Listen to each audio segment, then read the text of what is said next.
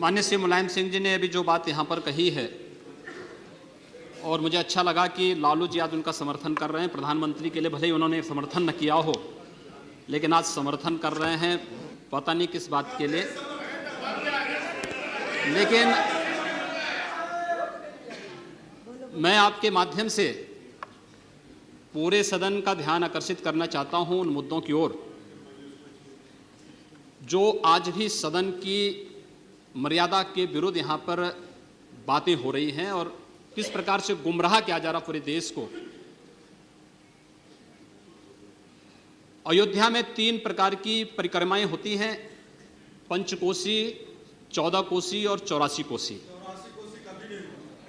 और महोदया, उसी परंपरा के अनुसार 84 कोसी परिक्रमा देश के संतों ने प्रयागराज महाकुंभ के अवसर पर 10,000 संतों ने वहां पर तय किया था और उसी के अनुसार परिक्रमा का यात्रा का कार्यक्रम तय हुआ था।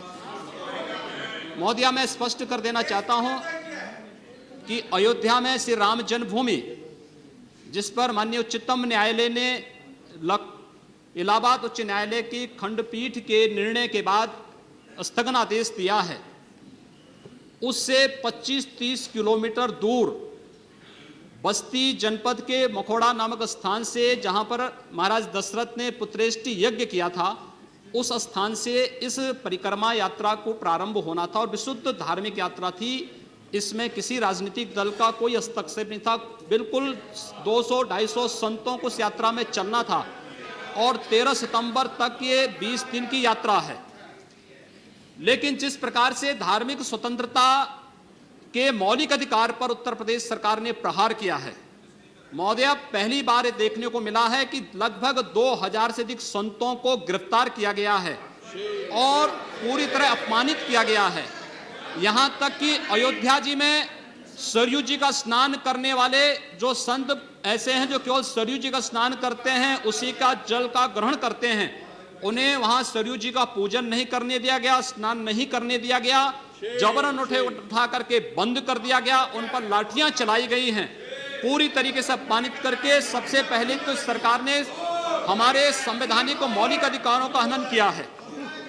दूसरा, जहां तक स्थगन आदेश की बात है, मैं याद दिलाना चाहूंगा, इस देश के अंदर सेकुलरिज्म के नाम पर राजनीति करने वाले उन सभी दलों को 1994 में कांग्रेस नेतृत्व की ही सरकार ने सुप्रीम कोर्ट में एक शपथ पत्र दिया था और ये कहा था कि अगर तय हो जाएगा कि अयोध्या में विवादित तो जो ढांचा था वह ढांचा किसी हिंदू मंदिर या स्मारक को तोड़ करके बनाया गया है तो हिंदू भावनाओं के अनुरूप कार्य होगा। आखिर यह साबित हो चुका है। अयोध्या में 30 सितंबर 2010 को इलाहाबाद उच्च न्यायालय की लखनऊ खंड पीठ की पूर्ण पीठ ने जो फैसला दिया है, उसमें तीनों जजेस ने एक स्वर से कहा है कि विवादित भूमि ही राम जन्मभूमि है और जब विवादित भूमि राम जन्मभूमि है तो फिर उसके लिए कानून बनाने की मांग इस देश का संत समाज कर रहा है, कोई पाप नहीं कर रहा है।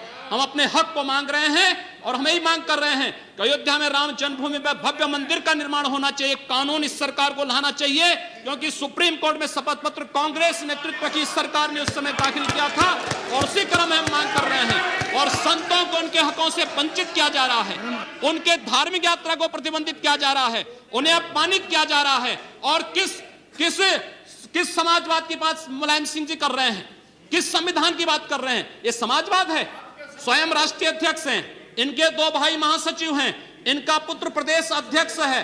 कौन से समाजवाद की बात करते हैं? परिवारवाद की बात करते हैं। बेवकूफ बना रहे देश को, ये केवल देश को बेवकूफ बनाने का कार्य कर रहे हैं और बेवकूफ बना करके समाजवाद के नाम पर समाज को बेवकूफ बना करके सेकुलरिज्म की ध्वजियां उड़ा रहे हैं।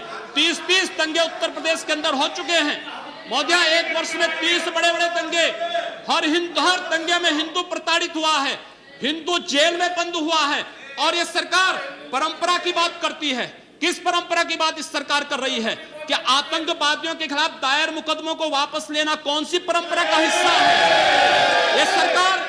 ये सरकार उत्तर प्रदेश के अंदर जिस प्रकार से सरकारी जमीनों को कब्रिस्तान के नाम पर आवंटित कर रहा है, कौन सी परंपरा का हिस्सा है?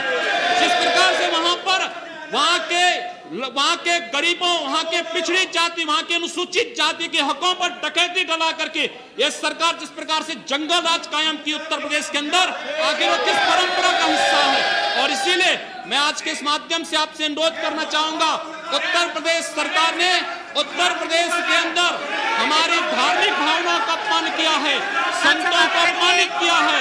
इस सरकार को रहने का अधिकार नहीं होना चाहिए, इसे तत्काल बर्खास्त किया जाना चाहिए। आपसे मैं ये अनुरोध करूंगा कि भारत सरकार से मैं ये मांग करूंगा, ये सरकार लड़ाने का कार्य कर रही है, यह केवल मुस्लिम जिहादी आतंकवाद को प्रश्रय दे करके हिंदुओं को अपमानित करके संतों का अपमान करना चाहती है और इसीलिए 84 कोसी परिक्रमा को इसने रोका है।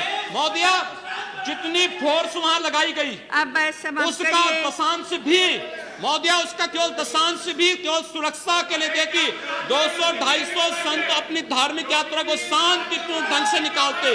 इस सरकार ने यात्रा पर रोक लगा करके उत्तर प्रदेश के अंदर 10 करोड़ लोगों को पीड़ित किया है, अपमानित किया है, उनको परेशान किया है। और यही नहीं, यह सरकार लगातार हिंदुओं को अपमानित करने का कार्य कर रही है और इसीलिए मैं आपके माध्यम से अनुरोध करूंगा, इस सरकार को रहने का कोई अधिकार नहीं, इसे बर्खास्त किया जाना चाहिए।